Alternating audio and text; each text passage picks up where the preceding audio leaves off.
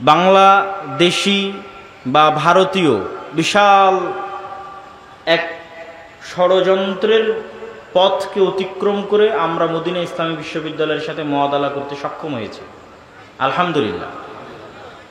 এটা আমাদের কাছে এক প্রকার জিহাদের মতো ছিল, এবং যখন আমাদের বিরুদ্ধে ষড়যন্ত্র বেশি হচ্ছিল তখন আমরা সিদ্ধান্ত নিয়েছিলাম যে মদিনা ইসলামী বিশ্ববিদ্যালয়ের সাথে মুআদালা করতে দিবে না, তাহলে বাংলাদেশে আমরা মদিনা ইসলামী বিশ্ববিদ্যালয় বানাবো ইনশাআল্লাহ। তো বাংলাদেশে মদিনা ইসলামী বিশ্ববিদ্যালয় বানানো হবে এই মর্মে মূলত সৌদি আরব থেকে শিক্ষকদের নিয়ে আসা শুরু, ভারত থেকে শিক্ষকদের নিয়ে আসা শুরু। এই উদ্যোগ আগে ছিল না আমাদের। যখন আমাদেরকে বাধা প্রদান করা হয়েছে তখন আমরা তার চেয়ে বড় স্বপ্ন দেখেছি, এবং আলহামদুলিল্লাহ আল্লাহ সুবহানাহু ওয়া তাআলা যেন আমাদেরকে এইরকমই বড় মন মানসিকতায় থাকার তৌফিক দান করেন, আল্লাহুম্মা আমিন। আব্দুর রাজ্জাক বিন ইউসুফ বারবার বলেন যে আমি কখনো পিছনে তাকিয়ে দেখিনি যে আমাকে একজন বাধা দিচ্ছে তো চলো আমিও ওর বিরুদ্ধে লাগি, না, সে আমাকে বাধা দিচ্ছে তো আমি তার চেয়ে বড় কি করতে পারি, আল্লাহ আমাকে সেই তৌফিক দান করে। এই যে বড় মন মানসিকতা নিয়ে সামনে আগানো, এটি যেন আল্লাহ আমাদের অব্যাহত রাখে এবং কবুল করে, আল্লাহুম্মা আমিন। তো জামিয়া সালাফিয়ার মতো এরকম বৃহৎ প্রতিষ্ঠান থেকে এরকম বড় বড় আলেমদের তত্ত্বাবধানে মাসিক আল ইতিসাম নামে একটি পত্রিকা প্রকাশিত হয়, হয়তো আজকের বইয়ের স্টলগুলোতেও থাকতে পারে, যেখানে আমি নিজেও নিয়মিত লিখি। এই মাসের সম্পাদকীয়তে আছে যে ইসলামের সামগ্রিক বিজয় কিভাবে সম্ভব, আপনারা পড়ে দেখতে পারেন। খুবই গুরুত্বপূর্ণ কিছু পয়েন্ট তুলে ধরা আছে। তো আদ-দাওয়া ইলাল্লাহর কথা বললাম, জামিয়া সালাফিয়ার কথা বললাম, মাসিক আল ইতিসামের কথা বললাম। আমাদের গবেষণাগারে যে ধরনের বই পুস্তকের গবেষণা হয়, এই ইসলামী বইমেলা, ইসলামিক ফাউন্ডেশনের বইমেলাকে লক্ষ্য করে অন্তত, এবং সালাফি কনফারেন্স রাজশাহীকে লক্ষ্য করে অন্তত 7টা নতুন বই আসতেছে, 7টা নতুন বই। ফিকহুস সালাফ নওয়াব সিদ্দিক হাসান খান ভূপালী রাহিমাহুল্লাহর, ভারত উপমহাদেশের বিখ্যাত সালাফি আহলুল হাদিস আলেম, তার বই আর রওজাতুন নাদিয়ার 2য় খণ্ডের অনুবাদ, নাসিরউদ্দিন আলবানী রাহিমাহুল্লাহর সিলসিলা সহিহার 3য় খণ্ডের অনুবাদ, এবং আরও কয়েকটা বই আছে। মুসলিম পরিবার সংক্রান্ত এক গুরুত্বপূর্ণ প্রশ্নোত্তরের অনুবাদ, যেটি শেখ সালেহ আল উসাইমিনের লেখা, এবং আমার লেখা আছে ফিলিস্তিনের উপর, এবং আমার লেখা আছে হাদিসের উপর, আর মিন্নাতুল বারী 2য় খণ্ড তো আছেই। পাশাপাশি আমরা নতুনভাবে আরেকটি উদ্যোগ গ্রহণ করেছি। মিরপুর 12তে দাওয়া সেন্টার উদ্বোধন করা হয়েছে। আমাদের এই দাওয়া সেন্টারের লক্ষ্যই হচ্ছে এই যে পট পরিবর্তন, এই পট পরিবর্তনকে কাজে লাগিয়ে জেনারেল শিক্ষিত ছাত্র তরুণদের মধ্যে দ্বীনের দাওয়াতকে কিভাবে ছড়িয়ে দেওয়া যায়, এবং এটি নিয়ে আমরা কাজ করছি, ভবিষ্যতে আরও কাজ করব ইনশাআল্লাহ। তো আমি আমার আলোচনার দিকে এগিয়ে যেতে চাচ্ছি। আপনারা জামিয়া সালাফিয়ার জন্য দোয়া করবেন, শায়েখ আব্দুর রাজ্জাক বিন ইউসুফের জন্য দোয়া করবেন। জামিয়া সালাফিয়া রূপগঞ্জে বৃহত্তম যে মসজিদের কাজের কথা শোনেন, সেটির এখন বেসমেন্ট ঢালাইয়ের কাজ চলতেছে, পাইলিং সম্পূর্ণ হয়ে এখন বেসমেন্ট ঢালাইয়ের কাজ চলতেছে, বিশাল কর্মযজ্ঞ। তো এগুলো সব কিছুতেই যেন আল্লাহ সুবহানাহু ওয়া তাআলা বরকত দান করে এবং কবুল করে, সকলেই দোয়া করবেন আল্লাহুম্মা আমিন। এবং যার যেভাবে সম্ভব হবে, দূরে যাওয়া সম্ভব না হলে অন্তত জামিয়া সালাফে দিনাজপুরে যাবেন, আর রাজশাহীতে যাওয়া যদি সম্ভব হয় তাহলে 7 এবং 8 নভেম্বর সামনে আসতেছে, যাবেন। তো আমি আমার বক্তব্যের দিকে এগিয়ে যাই। আজকে আপনাদের সামনে সংক্ষিপ্ত বক্তব্য হবে দিক নির্দেশনামূলক।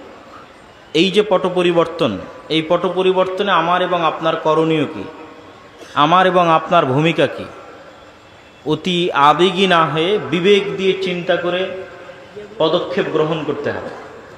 আপনি পদক্ষেপ গ্রহণ করেন, অথবা ছাত্ররা করুক, অথবা অন্য কেউ করুক। আপনি যদি মনে করেন যে আপনি বাংলাদেশের মাটিতে ইসলামকে বিজয়ী দেখতে চান, তাহলে আপনাকে জানতে হবে আপনি কেন ইসলামকে বিজয়ী দেখতে চান। আপনাকে যদি আমি বলি যে ইসলাম মানে হচ্ছে সকলকে বাধ্যতামূলক এখানে পর্দা করতে বলা হবে, আপনাকে যদি আমি বলি সকলকে বাধ্যতামূলক এখানে সালাত আদায় করানো হবে, তাহলে তো আপনারা সবাই ভয় পেয়ে যাবেন। যে তাহলে আর ইসলামী খেলাফতের দরকার নাই বাবা, কেননা হাজার হাজার মানুষ এখানে বসে আছেন যারা হয়তো নিয়মিত সালাত আদায়ের সুযোগ পান না বা আগ্রহ থাকলেও করেন না। হাজারো মানুষ আছে যারা হয়তো মুখে দাড়ি রাখেননি, তখন ভয় পাবেন, থাক ওই ইসলামী খেলাফত দরকার নেই, গণতন্ত্র আছে, গণতন্ত্রই থাক। কিন্তু আপনাকে জানতে হবে যে এর ঊর্ধ্বে উঠেও, এই ইবাদাহ এবং হুকুম আহকামের ঊর্ধ্বে উঠেও ইসলামী খেলাফতের আরেকটি চেহারা আছে, যেটি আজকের আন্তর্জাতিক বিশ্ব আপনাকে দেখতে দিতে চায় না। আন্তর্জাতিক বিশ্ব আপনাকে বুঝাতে যায়, দেখো ইসলামী খেলাফা মানে এভাবে রজম করে হত্যা করা হবে, ইসলামী খেলাফা মানে এইভাবে তোমাদের হাত কাটা হবে। মানে জাস্ট ভীতিকর চেহারাটা জনগণের সামনে তুলে ধরা, যেন মানুষ কখনোই অন্তর থেকে জাস্ট মুখে তাকবীর দেওয়ার সময় আছে, কিন্তু বাস্তবে চাওয়ার সময় কেউ চাইবে না যে এখানে ইসলামী খেলাফা প্রতিষ্ঠিত হোক। কিন্তু ইসলামী খেলাফা বা ইসলামী রাষ্ট্র ব্যবস্থার একটা পজিটিভ দিক আছে, এটা এখন আমাদের আলোচনা করতে হবে, জানতে হবে, এটা জানার সুযোগ মানুষের মধ্যে আগ্রহ আছে। এখন মানুষ 16 বছরের ফ্যাসিজম দেখেছে, দুর্নীতি দেখেছে, অন্যায় অত্যাচার গুম খুন দেখেছে। এখন মানুষ মনে করছে আমরা ভালো একটা অবস্থার দিকে এগিয়ে যাব, কিন্তু সত্যি বাস্তবেই কি ভালো একটা অবস্থার দিকে এগিয়ে যাওয়া সম্ভব? যেতে চাইলে কিভাবে সম্ভব? তো ইসলামী খেলাফা এবং রাষ্ট্র ব্যবস্থার দুটো মৌলিক মূলনীতি আপনাদের সামনে তুলে ধরি। এক, ইসলামী খেলাফা বা ইসলামী রাষ্ট্র মানে সেখানে শতভাগ সত্যবাদিতা থাকবে, সেখানে শতভাগ ন্যায়পরায়ণতা থাকবে। শতভাগ সত্যবাদিতা এবং শতভাগ ন্যায়পরায়ণতা দ্বারা আমি কি বুঝাচ্ছি? শতভাগ সত্যবাদিতা এবং ন্যায়পরায়ণতা দ্বারা বুঝাচ্ছি যে আজকে আমরা নীলফামারীতে সবাই মিলে ঘোষণা করলাম যে এখানে আমরা ইসলামী খেলাফা কায়েম করলাম। ইসলামী খেলাফা কায়েম করার পর সবার জন্য সালাত বাধ্যতামূলক করে দিলাম, সবার জন্য পর্দা বাধ্যতামূলক করে দিলাম। তারপরে যার জন্য সালাত বাধ্যতামূলক করেছি ওই নামাজি ওসি, হাজি ডিসি, হাজি টিওনো ইওনো এবং নামাজি এসিল্যান্ড এবং সাব রেজিস্ট্রার, এরা যখন এদের চেম্বারে বসতেছে তখন ঘুষ খাচ্ছে, কিন্তু সে নাকি সালাত আদায় করে, নামাজ পড়ে। আবার সেই ঘুষের টাকা, সেই প্রশ্ন ফাঁসের টাকা নাকি আল্লাহর রাস্তায় দান করতেছে। অনেক বড় দানবীর হিসেবে বড় বড় জালসা সম্মেলনে প্রধান অতিথি, বিশেষ অতিথি হিসেবে আমন্ত্রিত হচ্ছে। আপনি দেখান গত 16 বছরের কোন রাজনৈতিক নেতা, কোন ওসি ডিসি এসপি এমন নাই যে কোনো না কোনো মাদ্রাসা, কোনো না কোনো মসজিদ, কোনো না কোনো জালসা, কোনো না কোনো ইসলামী সম্মেলনের সাথে জড়িত ছিল না? বের করেন। তাহলে তারা ইসলামের আসল অর্থটা বুঝতে পারেনি, এবং যে বুঝতে পারে যে ইসলামের আসল অর্থ কি, সে বলবে এগুলো গণতন্ত্র, সমাজতন্ত্র, এগুলোর দরকার নাই, রাষ্ট্র ক্ষমতা ইসলামকে যেতে দাও, শতভাগ বলবে। কেননা ইসলাম আসলে সর্বপ্রথম আপনারা যারা মাজলুম আছেন, অফিস আদালতে ঘুষ ছাড়া কাজ হয় না, টাকা ছাড়া চাকরি হয় না, বাংলাদেশের কোনো রাজনৈতিক দল এগুলো বন্ধ করতে পারবে না, গণতন্ত্র দিয়ে এগুলো বন্ধ করা সম্ভব নয়। একমাত্র ইসলামই পারবে আপনার যে ন্যায্য অধিকার আছে সেটি আপনাকে ফিরিয়ে দিতে। রাষ্ট্রের যত নাগরিক সুযোগ সুবিধা আছে সমানভাবে প্রত্যেক নাগরিককে সেই সুযোগ সুবিধা প্রদান করা মানে ইসলামের রাষ্ট্র প্রতিষ্ঠা করা, যেটি ওমর রাদিয়াল্লাহু তাআলা আনহু করেছিলেন। এটা ইসলামী রাষ্ট্রের সবচেয়ে ভালো দিক, কিন্তু সেটিকে আমাদের চোখের সামনে আনতে দেওয়া হয় না। এবং আলেম ওলামা, মসজিদ মাদ্রাসা, ইসলামী দল, ইসলামী সংগঠন, তারাও এই বিষয়টার প্রতি ফোকাস করে না। কেন তারা এই বিষয়টার প্রতি ফোকাস করে না? আমার এই বক্তব্য নিয়ে কিছু সমালোচনাও হয়েছে। আমি সত্যবাদিতা এবং ন্যায়পরায়ণতা দ্বারা এইটি বলছি না যে ব্যক্তির মধ্যে তাওহীদ আছে কিন্তু সে সত্যবাদী নয়, ন্যায়পরায়ণ নয়, সে জান্নাতে যাবে না, এ কথা আমি বলছি না। যার অন্তরে তাওহীদ আছে, যে সালাত আদায় করে, সে যদি মিথ্যুক হয়, অন্যায়পরায়ণ হয়, আর আল্লাহর কাছে ক্ষমা চেয়ে নেয়, মানুষের সাথে অন্যায় করে মানুষের কাছ থেকে ক্ষমা চেয়ে নেয়, মানুষ যদি ক্ষমা করে দেয়, তো আল্লাহ সুবহানাহু ওয়া তাআলা তাকে জান্নাতে দিবেন। কিন্তু আমি যেটা বলতে চাচ্ছি সেটি হচ্ছে, সালাত যে ব্যক্তি আদায় করে, যার আকীদা বিশুদ্ধ, কিন্তু তারপরেও সে সত্যবাদী নয়, সে তার প্রতিষ্ঠান, ইসলামী দল, সংগঠন, মসজিদ, মাদ্রাসা, ব্যক্তি, পরিবারে ন্যায়পরায়ণ নয়, তাকে আল্লাহ জান্নাতে দিলেও কোনোদিন রাষ্ট্র ক্ষমতা দিবেন না। রাষ্ট্র ক্ষমতায় যেতে পারবেন না, নেতা হতে পারবেন না। এই জন্য আল্লাহ সুবহানাহু ওয়া তাআলা যত নবী রাসূল পাঠিয়েছেন, সকল নবী রাসূলকে সত্যবাদী, ন্যায়পরায়ণ করে পাঠিয়েছেন। কেন? তাকে তো নেতা হতে হবে। আমার নবী মুহাম্মদ সাল্লাল্লাহু আলাইহি ওয়াসাল্লাম যদি আবু সুফিয়ানের সাথে কখনো মিথ্যা বলতেন, যদি আবু সুফিয়ান রাদিয়াল্লাহু তাআলা আনহুর প্রতি চুল পরিমাণ কোনো জুলম বা অন্যায় করতেন, তাহলে আবু সুফিয়ান রাদিয়াল্লাহু তাআলা আনহু তার নেতৃত্ব মেনে নিতেন না, আর আল্লাহর নবী নিজেও নেতৃত্ব প্রদানে অযোগ্য বলে বিবেচিত হতেন। তো আল্লাহর নবী শুধু মানুষকে ইসলামের সঠিক আকীদার, সালাতের দাওয়াত দেননি, তার ন্যায় নিষ্ঠা এত উঁচু পর্যায়ের ছিল যে তৎকালীন বিশ্বে কোনো রাষ্ট্রনেতা, কোনো কাফের মুশরিক ন্যায় নীতি নিষ্ঠায় আল্লাহর রাসূলকে পার করে চলে যাবে, এরকম কেউ জন্ম হয়নি। ফলত সবার মাথা তার সামনে নত থাকত। মাথা নত থাকতো তার ইসলামের দাওয়াতের কারণে নয়, তার ব্যক্তিগত চরিত্রের কারণে। যে মানুষ মিথ্যা বলে না, কারো প্রতি অন্যায় করে না, তার সামনে যদি মাথা নত না থাকে, তো কার সামনে মাথা নত থাকবে?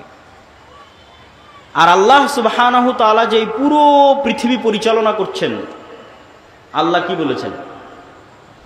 কুলিল্লাহুম্মা মালিকাল মুলকি তুতিল মুলকা মান তাশা। আল্লাহ হচ্ছে সকল রাজত্বের মালিক। যাকে ইচ্ছা তাকে ক্ষমতা দেন, আর যাকে ইচ্ছা তার কাছ থেকে ক্ষমতা নেন। এটা অনুবাদ নয়। অনুবাদ হচ্ছে, যাকে ইচ্ছা তার কাছ থেকে ক্ষমতা ছিনিয়ে নেন। নাজা, গরম লোহার উপর যদি পশমের কোনো একটা কাপড় বসান, যে গরম লোহাকে যদি টানেন, তাহলে পশমের কাপড়ের যেমন ছাল বাকলা ছিলে বেড়ে আসে, আল্লাহ এইভাবে রাষ্ট্র ক্ষমতা ছিনিয়ে নেয়। 36 দিনের আন্দোলন দেখেন কিভাবে আল্লাহ রাষ্ট্র ক্ষমতা একদম কেড়ে ছিনিয়ে নিয়ে একদম ধ্বংসের অতল গহ্বরে নিক্ষেপ করে দিলেন। আল্লাহ বলেছে আমি রাষ্ট্র ক্ষমতা ছিনিয়ে নেই। তাহলে আসল ক্ষমতা কার কাছে ছিল? আল্লাহর কাছে ছিল। আর শেখ হাসিনার কাছে ক্ষমতা ছিল অস্থায়ী, এখন যে এসেছে তার কাছেও অস্থায়ী, 50 বছর পর যে আসবে তার কাছেও অস্থায়ী, 1000 বছর পূর্বে যে এসেছিল তার কাছেও অস্থায়ী, কিয়ামত পর্যন্ত যারা আসবে তাদের কাছেও অস্থায়ী। তাহলে স্থায়ী ক্ষমতার মালিক কে? আল্লাহ। এখন আল্লাহ এই পুরো পৃথিবী পরিচালনা করেন নিপুণ, নিখুঁত মানদণ্ডে। আল্লাহ মানুষকে চ্যালেঞ্জ করেছেন যে তোমরা আসমানের দিকে তাকাও, তোমরা কি আসমানে কোনো ত্রুটি দেখতে পাও আমার সৃষ্টিতে? আপনি নিজেকে নিয়ে গবেষণা করেন যে আপনার সৃষ্টিতে আল্লাহর কোনো ত্রুটি আছে কিনা। নাক, হাত, পা, চোখ, মুখ এভাবে না রেখে অন্যভাবে রাখলে ভালো হতো। তো এই পুরো পৃথিবী আল্লাহ নিখুঁত, নিপুণ মানদণ্ডে চালান। সূর্যের যেভাবে ওঠার কথা, চন্দ্রের যেভাবে ডুবার কথা, ফেরেশতাদের যেভাবে যান কবজ করার কথা, ফেরেশতাদের যেভাবে যান দেওয়ার কথা, নতুন বাচ্চা জন্মদানের কথা, যেখানে বৃষ্টি বর্ষণের কথা, যা যেভাবে আছে সেভাবে অত্যন্ত নিপুণ এবং নিখুঁতভাবে ন্যায়ের সাথে, সত্যবাদিতার সাথে পরিচালিত হয়। তাহলে আল্লাহ তার ক্ষমতা ব্যবহার করেন ন্যায়পরায়ণতার সাথে। এই জন্য আল্লাহ সবসময় নিজেকে কি বলেছেন? কোরআনে দেখবেন আল্লাহ সবসময় নিজেকে বলেছে আজিজুন হাকিম, আমি মহাপরাক্রমশালী তবে প্রজ্ঞাময়। দুটো একসাথে লাগানোর কারণ কি? আল্লাহ যদি বলতেন আমি শুধু মহাপরাক্রমশালী, তাহলে যাকে যা ইচ্ছা তখন তাকে তাই করে দিতাম। কিন্তু আমার ক্ষমতা আছে, কিন্তু আমি হাকিম, প্রজ্ঞাময়। এই জন্য যা করি ন্যায়ের সাথে করি, যা করি সত্যবাদিতার সাথে করি। তো এখন আপনি ইসলামের নামে, আল্লাহর নামে, আল্লাহর রাষ্ট্র ক্ষমতার অংশ আল্লাহর দয়ায় নিবেন, আল্লাহ আপনাকে দিবে রাষ্ট্র ক্ষমতা। কেননা স্থায়ী ক্ষমতার মালিক আল্লাহ। ইসলামের নামে নিবেন, আল্লাহর নামে নিবেন, আল্লাহ আপনাকে রাষ্ট্র ক্ষমতা দিবে। তো যেই আল্লাহ তার ক্ষমতা প্রয়োগ করতেছেন সত্যবাদিতার সাথে, ন্যায়পরায়ণতার সাথে, ওই দুটো গুণ যদি আপনার সাথে ম্যাচ না করে, খাপ না খায়, তাহলে আপনি আল্লাহর দয়ায় কোনোদিন আল্লাহর প্রদত্ত ক্ষমতা পাবেন না।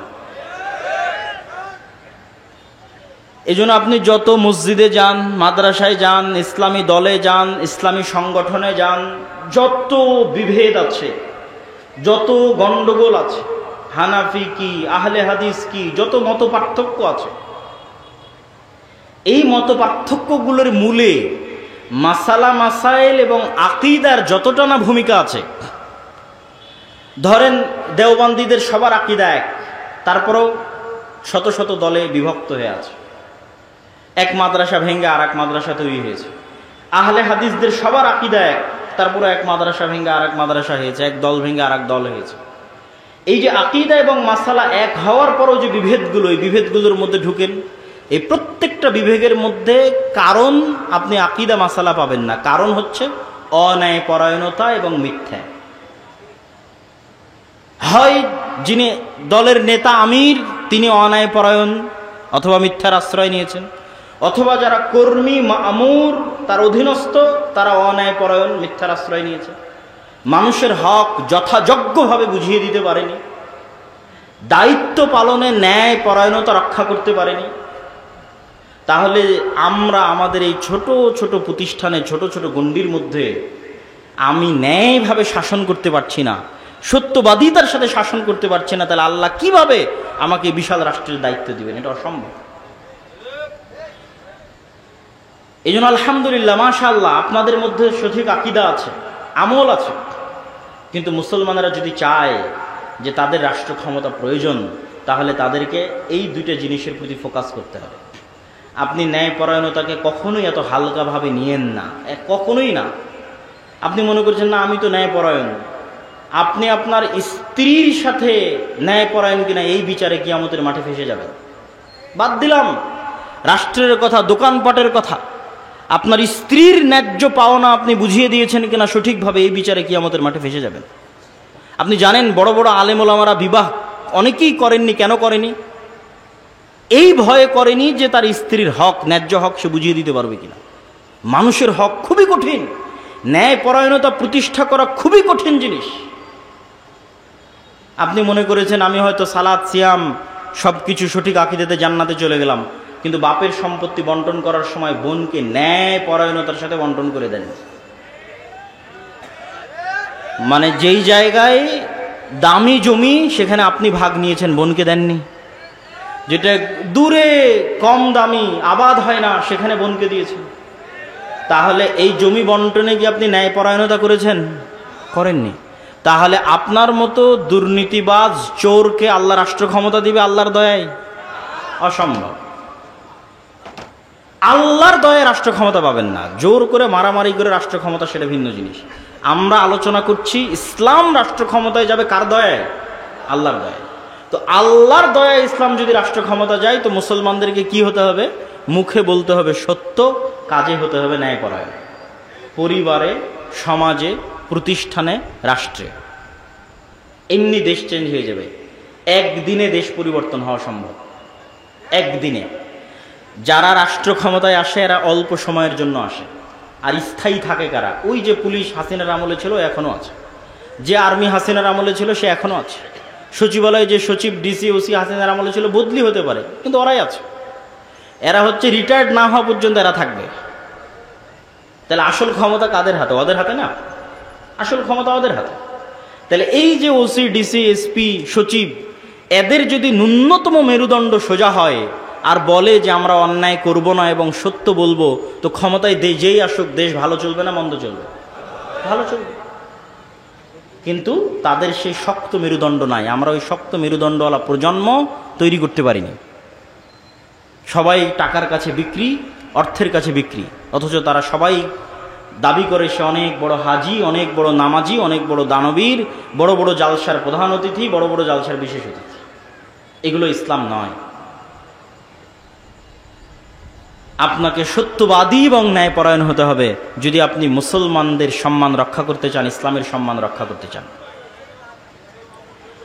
আর সত্যবাদিতা এবং ন্যায়পরায়ণতার উপর এতটা গুরুত্ব আমি কেন দিচ্ছি এখনকার ইদানিং বক্তব্যে এত সমালোচনার পরে?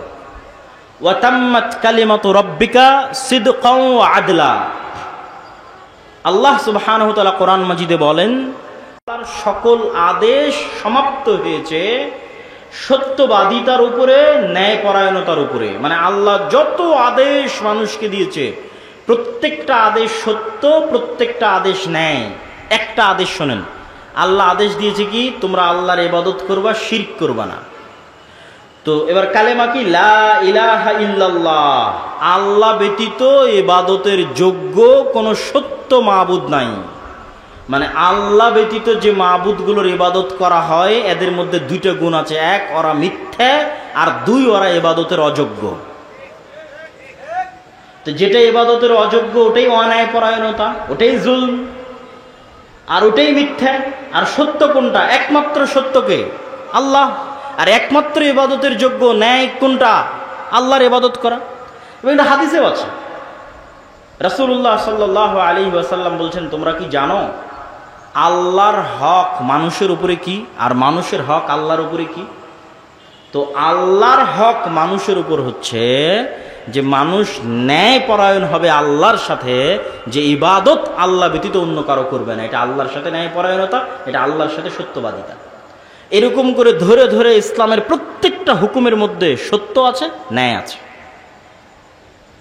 সম্মানিত উপস্থিতি, তো আপনাকে আগে বুঝতে হবে যে ইসলামী রাষ্ট্র ব্যবস্থা মানে কি। ইসলামী রাষ্ট্র ব্যবস্থায় আপনার কি উপকার আছে, আপনার কি কল্যাণ আছে। ইসলামী রাষ্ট্র ব্যবস্থায় আপনার 6টা মৌলিক অধিকার সংরক্ষিত হবে। 5টা মৌলিক অধিকার দিয়েছে জাতিসংঘ, আর ইসলাম দিয়েছে 6টা মৌলিক অধিকার। অন্ন, বস্ত্র, শিক্ষা, স্বাস্থ্য, বাসস্থান, এগুলোর কথা তো আমরা জানি। তার সাথে ইসলাম আরো একটি যুক্ত করেছে হচ্ছে সম্মান। আপনার সম্মান রক্ষা করা হবে ইসলামী রাষ্ট্রের দায়িত্ব। মানুষ যেন আপনার মানহানি করতে না পারে। ইসলামী রাষ্ট্র হয় কল্যাণমূলক রাষ্ট্র ব্যবস্থা। কল্যাণমূলক রাষ্ট্র ব্যবস্থায় সকল কিছুর জিম্মেদারি রাষ্ট্রের উপর। একজন মানুষ যদি না খেয়ে থাকে তাও দায়ী রাষ্ট্র। একজন মানুষের যদি ঘর না থাকে বসবাস করার জন্য, দায়ী রাষ্ট্র। একজন মানুষের যদি গায়ে কাপড় না থাকে, দায়ী রাষ্ট্র। এই জিম্মেদারি নেওয়া হচ্ছে ইসলামী রাষ্ট্র। সম্মানিত উপস্থিতি, তাহলে এই ধরনের ইসলামী রাষ্ট্র প্রতিষ্ঠার জন্য আমরা কি করতে পারি? আমরা কি তাহলে ভোটের রাজনীতিতে অংশগ্রহণের মাধ্যমে ইসলামী রাষ্ট্র প্রতিষ্ঠা করব? কেউ কেউ বলতে পারে, হ্যাঁ, আমি তাদের সাথে দ্বিমত করছি বা তার বিরোধিতা করছি, এটা নয়। আমি যুক্তির আলোকে আপনাকে পরামর্শ দিতে চাই যে আমাদের করণীয় কি, করা উচিত কি। 1 নম্বর করণীয়, এই রকম পরিস্থিতিতে, যেই পরিস্থিতিতে আমরা আছি, দাওয়াতি কাজ। আপনি বলবেন, আপনাদের কথা শুরু হলেই বলেন দাওয়াতি কাজ। আর কত দাওয়াতি কাজ? কুনতুম খায়রা উম্মাতিন উখরিজাত লিন-নাস তা'মুরুনা বিল মা'রুফ ওয়া তানহাউনা আনিল মুনকার। এই উম্মতে যেহেতু আর কোনো নবী আসবেন না, সেহেতু প্রত্যেক যুগে মানুষকে হেদায়েত করার জন্য দাওয়াত দিবে এই উম্মতের লোকেরাই। বানু ইসরাইলে প্রতি যুগে নবী প্রেরিত হতো মানুষকে দাওয়াত দেওয়ার জন্য, আর এই উম্মতে কোনো নবী আসবে না, তো দাওয়াত দিবে এই উম্মতের লোকেরাই। এখন যদি এখানে কোনো নবী আসতেন তাহলে তিনি কি করতেন? আগে কি দিতেন? আগে দাওয়াত দিতেন। আগে কি দিতেন? দাওয়াত দিতেন। এখন যদি বাংলাদেশে কোনো নবী প্রেরিত হতেন তাহলে তিনি দাওয়াত দিতেন। তো যেহেতু নবী প্রেরিত হবেন না, তো দাওয়াতি কাজ অতীতেও ছিল, আজও থাকবে, ভবিষ্যতেও থাকবে। দাওয়াতি কাজে আমরা সফল নই কেন? নবীদের মতো ইখলাস, নবীদের মতো হিকমা, নবীদের মতো সবর, নবীদের মতো কৌশল, নবীদের মতো ভদ্র এবং নম্র আচরণের মাধ্যমে আমরা দাওয়াত দিতে পারিনি। যেখানে মূসা আলাইহিস সালাতু ওয়াস সালামকে ফেরাউনের নিকটে দাওয়াত দিতে পাঠানো হয়েছে, তারপরে বলা হচ্ছে ভালো ভাষায় কথা বলবে। আর আমরা আমারই আর এক মুসলিম ভাইকে দাওয়াত দিতে গিয়ে বলতেছি, তুই মুশরিক, তুই বেদাতি, তুই জাহান্নামী, তুই কাফের। তো তাহলে আমাদের দাওয়াতি স্ট্র্যাটেজির মধ্যে, পদ্ধতি কৌশলের মধ্যে ত্রুটি আছে।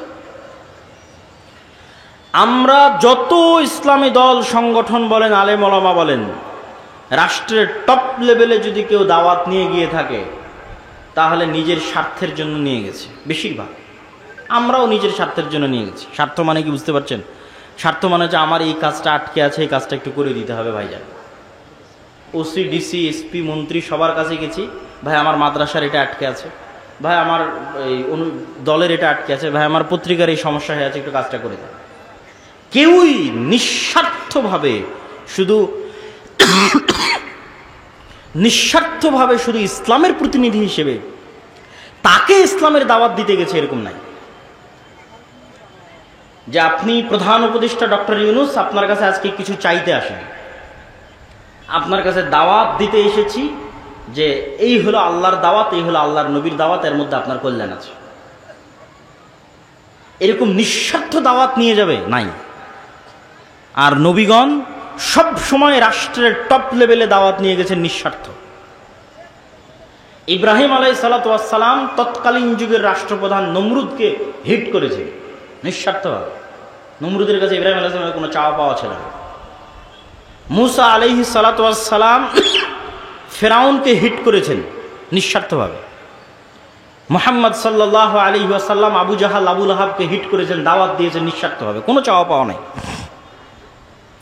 চাওয়া পাওয়া না থাকার মাত্রাটা দেখেন যে মুহাম্মদ সাল্লাল্লাহু আলাইহি ওয়াসাল্লাম যখন মাজলুম মক্কার মাটিতে, যখন তাকে সহযোগিতা করার মতো কেউ নাই, তখন আবু জাহাল মুহাম্মদ সাল্লাল্লাহু আলাইহি ওয়াসাল্লামকে প্রস্তাব দিচ্ছে যে আসো ক্ষমতা ভাগাভাগি করি, 1 বছর তোমার আল্লাহর ইবাদত হবে, আর 1 বছর আমাদের মূর্তির পূজা হবে। 1 বছর তোমার ইসলামের আইন অনুযায়ী দেশ চলবে, আর 1 বছর আমরা আমাদের মতো দেশ চালাবো। রাসূলুল্লাহ সাল্লাল্লাহু আলাইহি ওয়াসাল্লাম সেই দিন কি বলেছিলেন? লাকুম দীনুকুম ওয়ালিয়া দীন, লা আ'বুদু মা তা'বুদুন। স্পষ্ট কথা, কাফারনা বিকুম, এগুলো এক একটা কোরআনের আয়াত। কি বললেন? তোমাদের দিন তোমরা পালন করো, আমাদের দিন আমাকে আমার মতো পালন করতে দাও। তোমরা যার ইবাদত করো আমি তার ইবাদত করতে পারবো না। কাফারনা বিকুম, তোমরা যার ইবাদত করো তাদের সাথে আমরা কুফরি করলাম। কত শক্ত কথা। ওয়াজতানিবুত তাগুত বলা আছে যে তাগুতকে অস্বীকার করতে হবে। তো তোমরা যার ইবাদত করো, যেই মূর্তির যেই শিরক করো, ওই শিরকের সাথে ওই মূর্তির সাথে আমরা কুফরি করলাম। কাফার না, অস্বীকার করলাম। আপোষের তো কোনো প্রশ্নই আসে না। এইরকম নিঃস্বার্থ দাওয়াত আলেম ওলামাগণ, ইসলামী দল, ইসলামী সংগঠন নিঃস্বার্থভাবে নিয়ে যাবে, এটা হয়ে ওঠেনি।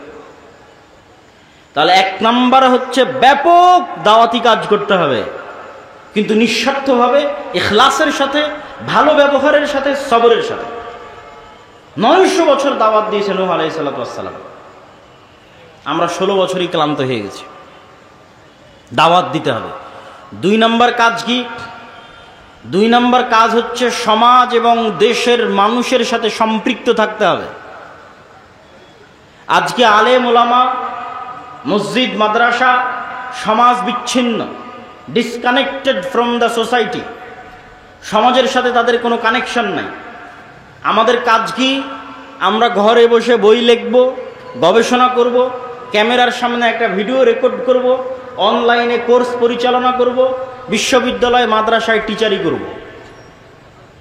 সমাজ আর দেশ জান্নাতে গেল কি জাহান্নামে গেল দেখে লাভ নাই। অথচ আমাদের নবী মুহাম্মদ সাল্লাল্লাহু আলাইহি ওয়াসাল্লাম না বই লেখা জানতেন, না বই পড়া জানতেন। তাহলে আমার নবী গবেষকও ছিলেন না, আমার নবী লেখকও ছিলেন না, আর আমার নবী পিএইচডি ডিগ্রিধারীও ছিলেন না, আর আমার নবী কোনো বিশ্ববিদ্যালয় মাদ্রাসায় চাকরিও করতেন না। তাহলে তিনি আল্লাহর কাছ থেকে জ্ঞান নিয়ে, মানে কোরআন শিখে 5 ওয়াক্ত সালাত আদায় বাদে বাকি সময় মানুষের পিছনে দিতেন। কার বাড়িতে কে মরলো, কার মেয়ের বিয়ে, তো কে কষ্টে আছে, কার বাড়িতে খাবার নাই, কে ঋণগ্রস্ত আছে, মানুষের দুঃখ কষ্টের ভাগিদার এবং ভাগ বাটোয়ারার অংশীদার ছিল। মদিনা এবং মক্কায় বসবাসরত কোনো মানুষ মনে করবে যে আজকে সে বিপদগ্রস্ত আছে আর তার পাশে দাঁড়ানোর মতো মুহাম্মদ সাল্লাল্লাহু আলাইহি ওয়াসাল্লাম নাই, এটা অসম্ভব।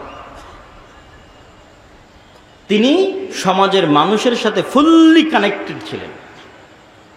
আপনি সমাজ বিচ্ছিন্ন হয়ে কখনোই ইসলাম প্রতিষ্ঠা করতে পারবেন না। আর ইসলাম চার দেওয়ালের মধ্যে, মসজিদের চার দেওয়ালের মধ্যে সীমাবদ্ধ থাকার জিনিসও নয়। ইসলামকে রিপ্রেজেন্ট করতে হবে। আপনাকে ইসলামের প্রতিনিধি হিসেবে সমাজের মানুষের সাথে কানেক্টেড হতে হবে, যে ইসলাম কত সুন্দর, এই মানুষের সাথে উঠা বসা করে দেখো কত সুন্দর। এই ইসলামের প্রতিনিধি, এর সাথে কথা বলে দেখো ইসলাম কত সুন্দর। আজকে আফগানিস্তানে যারা ক্ষমতায় এসেছে তাদের আকীদা নিয়ে সমালোচনা হতে পারে, তাদের বিশ্বাস নিয়ে ফতোয়া ফারায়েজ মাসলা মাসাইল নিয়ে মতভেদ থাকতে পারে, কিন্তু দুটো পয়েন্টে কোনো আফগানিও দ্বিমত করবে না যে তারা সত্যবাদী, ন্যায়পরায়ণ। কোথাও একটা টাকা দুর্নীতি হবে এটি তাদের দ্বারা বরদাস্ত করা সম্ভব না। তো তারা এই জায়গায় এসেছে কিভাবে? সমাজের মানুষের সাথে সম্পৃক্ত থেকে, সমাজের মানুষের দুঃখ কষ্টের অনুভূতির অংশীদার হয়ে, সমাজের মানুষের দায়িত্ব নিয়ে। যখন রাশিয়ার সাথে যুদ্ধের পর গোটা আফগানিস্তানে গৃহযুদ্ধ, কোনো ল অ্যান্ড অর্ডার নাই, যেমন আমাদের দেশে 3 দিন কোনো সরকার ছিল না, এরকম ল অ্যান্ড অর্ডার বিহীন অবস্থায় খুন, চুরি, রাহাজানি, ধর্ষণ একাকার। তখন এক মাদ্রাসার ছাত্ররা বের হয়ে এক জায়গায় ধর্ষকের শাস্তি প্রকাশ্যে বাস্তবায়ন করে দিয়েছে। তখন মানুষজন কি দেখল?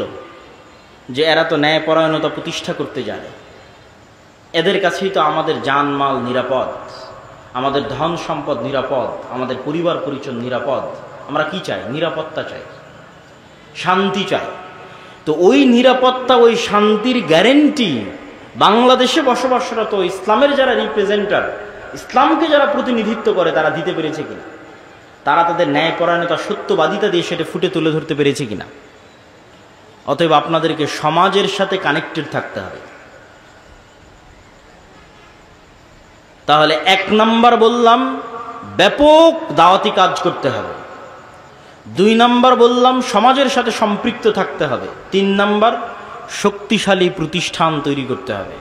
এবার আসবে আপনাদের গণতান্ত্রিক রাজনীতির উত্তর। শক্তিশালী প্রতিষ্ঠান মানে কি? ইউরোপ, আমেরিকা এবং ইংল্যান্ডে গণতন্ত্র কেন টেকসই? ইংল্যান্ড এবং আমেরিকাতে প্রতিষ্ঠানগুলো পাওয়ারফুল, এই জন্য টেকসই।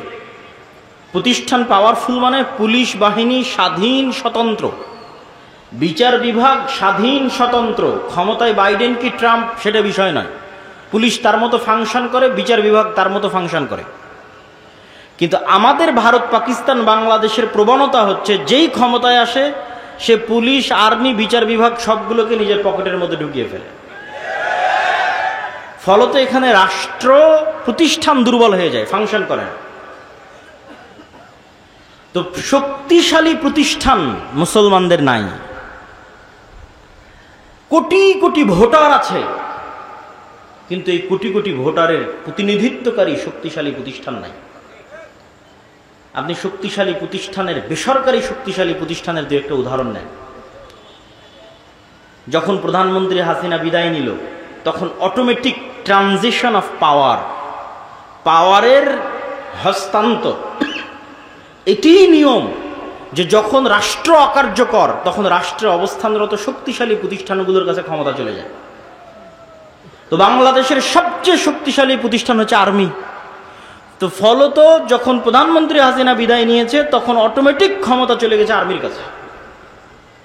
আরও অসংখ্য শক্তিশালী প্রতিষ্ঠান আছে। প্রথম আলো একাই একটা শক্তিশালী প্রতিষ্ঠান, ডেইলি স্টার একাই একটা শক্তিশালী প্রতিষ্ঠান, ব্রাক একাই একটা শক্তিশালী প্রতিষ্ঠান, গ্রামীণ ব্যাংক একাই একটা শক্তিশালী প্রতিষ্ঠান, মানবাধিকার সংস্থা অধিকার একাই একটা শক্তিশালী প্রতিষ্ঠান। তাহলে যখন রাষ্ট্র অকার্যকর তখন অটোমেটিক রাষ্ট্রের ক্ষমতা এই প্রতিষ্ঠানগুলোর কাছে চলে গেছে। আমাদের কোটি কোটি ভোটার আছে, কিন্তু আমাদের প্রতিনিধিত্ব করবে এরকম শক্তিশালী মিডিয়া নাই, আমাদের প্রতিনিধিত্ব করবে এরকম শক্তিশালী অর্থনৈতিক প্রতিষ্ঠান নাই, এরকম শক্তিশালী মানবাধিকার সংস্থা নাই যে মুসলমানদের প্রতিনিধিত্ব করবে। না হলে 5ই আগস্টের চাইতে সুবর্ণ সুযোগ মুসলমান বা ইসলাম ক্ষমতায় যাবে, এর যে সুবর্ণ সুযোগ অতীতেও কোনোদিন আসেনি, পরে আসাও কঠিন। তাহলে কেন পারেননি? কোটি কোটি ভোটার থাকার পরও কেন পারেননি? আপনাদের কারো, এত ইসলামী দলের, এত ইসলামী সংগঠনের কারো শক্তিশালী প্রতিষ্ঠান ছিল না। তাহলে কোটি কোটি ভোটার দিয়ে আপনি কি করবেন যদি শক্তিশালী প্রতিষ্ঠান না থাকে? এরকম 5ই আগস্ট প্রত্যেক 20 বছর, 25 বছর, 30 বছর পর আসবে। কালকেই আপনাকে ভোট করে ক্ষমতায় যেতে হবে 5 বছরের জন্য, 3 বছরের জন্য, 4 বছরের জন্য। এটি স্বল্প মেয়াদী পরিকল্পনা। আপনি দীর্ঘমেয়াদে পরিকল্পনা করেন, 50 বছর পর, 100 বছর পর আপনি বাংলাদেশের মাটিতে ইসলামকে বিজয়ী দেখতে চান, তার জন্য কি করা লাগবে সেটা ভাবেন। কাল ক্ষমতায় চলে যাবে, এই আকাশ কুসুম কল্পনা 100 বছর থেকে আমাদের হিস্ট্রি পড়া আছে। ইসলামিক খেলাফার পতন থেকে 100 বছর পার হয়ে গেছে। একটা থিওরি পরীক্ষা করার জন্য 100 বছর যথেষ্ট। অ্যাজ এ থিওরি, ডেমোক্রেসি ইসলাম প্রতিষ্ঠার মাধ্যম হিসেবে পৃথিবীতে এখন পর্যন্ত ব্যর্থ 100 বছর। তো 100 বছর যথেষ্ট। আমি যদি একটু বেশি করে বলি তাহলে অনেকেই কষ্ট পায়, তো একটু বেশি করে বলি, অত বেশি করে বলবো না, একটু বেশি করে বলি। 15 বছর বা 16 বছর যে আপনারা ফ্যাসিজম বলছেন, এই ফ্যাসিজমে আয়না ঘর ছিল, গুম ছিল, খুন ছিল, দুর্নীতি ছিল। তো আপনি বলেন তো, এই 16 বছর ফ্যাসিজম কিসের নামে চলেছে? গণতন্ত্রের নামে চলেছে। কিসের নামে চলেছে বলেন? গণতন্ত্রের। এই 16 বছর ফ্যাসিজম সেকুলারিজম, ধর্মনিরপেক্ষতাবাদের নামে চলেছে না অন্য কোনো নামে চলেছে? হ্যাঁ, ধর্ম যার যার, উৎসব সবার, এটা কিসের স্লোগান? সেকুলারিজমের স্লোগান না, ধর্মনিরপেক্ষতাবাদের স্লোগান। তাহলে ধর্মনিরপেক্ষতাবাদের নামে চলেছে, সেকুলারিজমের নামে চলেছে, লিবারেলিজমের নামে চলেছে। তাহলে আপনাকে এই জিনিসটা বুঝতে হবে। এটা বললে বক্তব্য অনেক ভারী হয়ে যায়। আপনাকে এই জিনিসটা বুঝতে হবে যে গত 16 বছর আয়নাঘর, গণতন্ত্র আর ধর্মনিরপেক্ষতাবাদ বানিয়েছে। গত 16 বছর গুম খুন গণতন্ত্র করেছে। গত 16 বছর গুম খুন সেকুলারিজম করেছে। সেকুলার সিস্টেম ডেমোক্রেটিক সিস্টেম করেছে, কোনো ব্যক্তি করেন। ওই সিস্টেম এখনো আছে। ওই সিস্টেম এরকম আবারও জালেম তৈরি করবে, আবারও এরকম স্বৈরাচার তৈরি করবে। আজ থেকে কারো হায়াত যদি 30 বছর আল্লাহ বাড়িয়ে দেয়, আর আমারও হায়াত যদি আল্লাহ বাড়িয়ে দেয়, তো 30 বছর পর স্মরণ করবেন, বলেছিলাম এই সিস্টেম আবারও জালেম তৈরি করবে। কেন? এটা হচ্ছে পাশ্চাত্য বিশ্বের সুবিধা, যে আমাদের সিস্টেম টিকে থাক, সবার রাগ নির্দিষ্ট ব্যক্তির উপর উঠুক। তো সবার রাগ নির্দিষ্ট ব্যক্তির উপর উঠে গেছে, নির্দিষ্ট ব্যক্তি পালিয়ে গেছে, সবাই ঠান্ডা হয়ে গেছে, কিন্তু সিস্টেম কিন্তু টিকে গেছে। তাহলে আপনাকে বুঝতে হবে যে এই যে বৈষম্য বিরোধী ছাত্র আন্দোলনে যদি 1700 নিহত হয়ে থাকে, তাহলে 1700 জনকে হত্যা করেছে কে বলেন তো? একটু জোরে বলেন দেখি, কে? এই 1700 জনকে হত্যা করেছে গণতন্ত্র এবং ধর্মনিরপেক্ষ মতবাদ। অনেক অনেক কঠিন কথা বলে দিলাম, কিন্তু এটিই সত্য। এটা যত দ্রুত মুসলমানেরা বুঝবে, তা আপনি তাহলে কি বলছেন, তাহলে আপনি এই সিস্টেমকে অমান্য করে উপরে ফেলে দিবেন? এটা কখনোই বলিনি। কেননা আমরাই আপনাদের সামনে বক্তব্য দিয়েছি যে চলন্ত যার কাছে ক্ষমতা আছে, রাষ্ট্র ক্ষমতা আছে, তাকে আনুগত্য করতে হবে। আমরাই বক্তব্য দিয়েছি, এবং সেটার বিরুদ্ধে বিদ্রোহ করাকে আমরা খারিজি মতবাদ বলেছি। কিন্তু সমাধানের রাস্তা কোনটা? সমাধানের রাস্তা ওইটা। সেটা হচ্ছে মানুষ অবশ্যই বুঝবে যে এই সিস্টেম জালেম তৈরি করে, এই সিস্টেম স্বৈরাচার তৈরি করে, এই সিস্টেম দুর্নীতিবাজ তৈরি করে, এই সিস্টেম আমাদেরকে মাজলুম করে। কিন্তু এই সিস্টেমের বিরুদ্ধে শক্ত আওয়াজ তোলার জন্য আপনাদের প্রতিষ্ঠান লাগবে। এরকম 100 বছরও যদি রাজনীতি করেন, ভোট করেন, তো ওই পাওয়ার অর্জন করতে পারবেন না যেই পাওয়ার একটা প্রতিষ্ঠানের থাকে, শক্তিশালী প্রতিষ্ঠানের থাকে। সম্মানিত উপস্থিতি, তাহলে আপনাদেরকে দিক নির্দেশনামূলক কি কি বললাম? 1 নাম্বার বলেছি ব্যাপক দাওয়াতি কাজ করতে হবে। 2 নাম্বার বলেছি সমাজ এবং দেশের সাথে সম্পৃক্ত থাকতে হবে। 3 নাম্বার বলেছি শক্তিশালী প্রতিষ্ঠান তৈরি করতে হবে। 4 নাম্বার পয়েন্টটা আগে সংক্ষিপ্ত আলোচনা করেছি, একটু আলাদা পয়েন্ট আকারে এখন বলি। 4 নম্বর পয়েন্ট হচ্ছে, এখন আপনার কাছে যত ছোটোখাটো প্রতিষ্ঠান আছে, যত ছোটোখাটো মসজিদ আছে, মাদ্রাসা আছে, দল আছে, সংগঠন আছে, এগুলোতে ন্যায়পরায়ণতা, সত্যবাদিতা প্রতিষ্ঠা করে। যে কোনো একটা ছোট্ট মাদ্রাসায় ন্যায়পরায়ণতা, সত্যবাদিতা প্রতিষ্ঠা করেন, আল্লাহ কবুল করলে ওই মাদ্রাসা থেকে রাষ্ট্র ক্ষমতায় পৌঁছে দেবে। বেশি কিছু লাগবে না, এই 2টা গুণ লাগবে। একটা ছোট্ট সংগঠনের মধ্যেও যদি ন্যায়পরায়ণতা, সত্যবাদিতা প্রতিষ্ঠা হয়, আল্লাহ ওখান থেকেই রাষ্ট্র ক্ষমতায় পৌঁছে দেবে। কিন্তু সত্যবাদিতা এবং ন্যায়পরায়ণতা ছাড়া রাষ্ট্র ক্ষমতায় যাওয়ার জন্য আল্লাহ সুবহানাহু ওয়া তাআলার দয়ায় কোনো সুযোগ নেই।